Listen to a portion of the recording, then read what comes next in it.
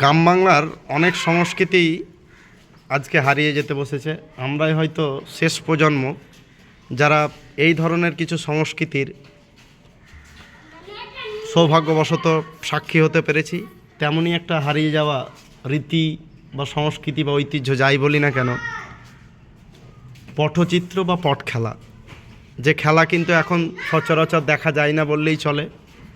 তো আমাদের চতুর্থ শ্রেণীর পরিবেশ পড়াতে গিয়ে একটা চ্যাপ্টারে পটুয়া সম্প্রদায়ের পটচিত্রের উল্লেখ আছে।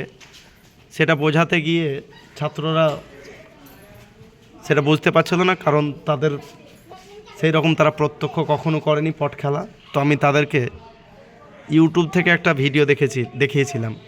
তো সেটা দেখার পর তারা এই বিষয়ে আগ্রহী হয়ে ওঠে এবং সেই প্রসঙ্গে জানতে পারে যে পট খেলার যে ছবির সহযোগে একটি গল্পকে বর্ণনা করা হয় এবং গানের মাধ্যমে সেটিকে উপস্থাপন করা হয়।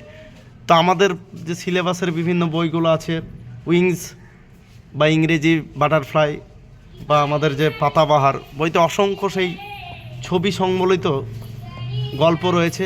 তো সেই গল্পভিত্তিক একটা খুব জনপ্রিয় গল্প, তৃষ্ণার্ত কাকের যে গল্প বা থাস্টিকো, সেই গল্পটিকে ওরা পটচিত্রের মাধ্যমে একজন আমাদের করে নিয়ে এসছে। আমরা সেটি দেখব। গ্রীষ্মকালে একটি কাক তৃষ্ণার্ত ছিল।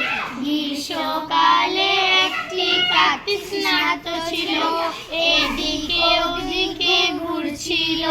গ্রীষ্মকালে একটি কাক তৃষ্ণার্ত ছিল, এদিকে ওদিকে ঘুরছিল। দূর থেকে একটা ঘোড়া দেখলো, সে তার কাছে পৌঁছে গেল। দূর থেকে একটা ঘোড়া দেখলো, সে তার কাছে পৌঁছে গেল। কাকের মাথায় হঠাৎ একটা বুদ্ধি এলো। কাক নুড়ি পাথর ঘোড়ায় জমা করতে লাগলো। কাকের মাথায় হঠাৎ একটা বুদ্ধি এলো। কাক নুড়ি পাথর ঘোড়ায় জমা করতে লাগলো।